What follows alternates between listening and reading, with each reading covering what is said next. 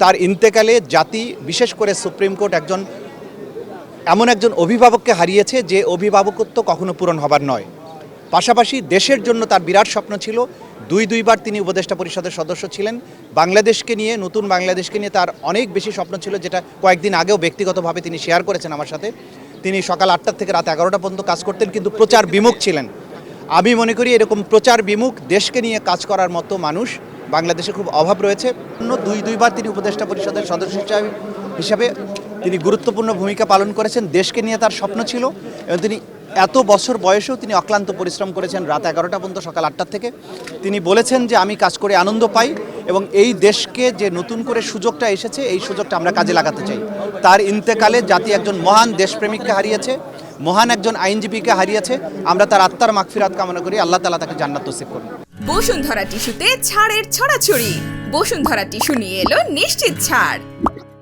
এবং অনেক জটিল মামলায় এই সুপ্রিম কোর্টকে তিনি সাহায্য করেছেন তার পাণ্ডিত্য দিয়ে, তার জ্ঞান দিয়ে, এবং এত নিবিড়ভাবে তিনি পড়াশোনা করতেন, যেটা আইনজীবীদের জন্য শিক্ষণীয় বিষয়।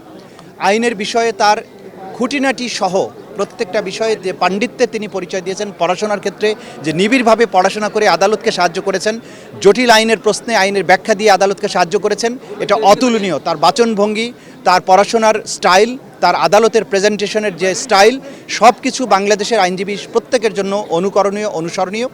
তার ইন্তেকালে জাতি বিশেষ করে সুপ্রিম কোর্ট এমন একজন অভিভাবককে হারিয়েছে যে অভিভাবকত্ব কখনো পূরণ হবার নয়। পাশাপাশি দেশের জন্য তার বিরাট স্বপ্ন ছিল। দুইবার তিনি উপদেষ্টা পরিষদের সদস্য ছিলেন।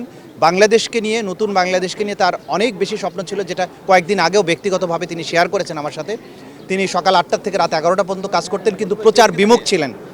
আমি মনে করি এরকম প্রচার বিমুখ দেশকে নিয়ে কাজ করার মতো মানুষ বাংলাদেশে খুব অভাব রয়েছে। তার ইন্তেকালে সুপ্রিম কোর্ট এবং গোটা বাংলাদেশ একজন অভিভাবককে হারিয়েছে। আল্লাহ তাআলা তাকে জান্নাত নসিব করুন, আমরা সেই দোয়া করি।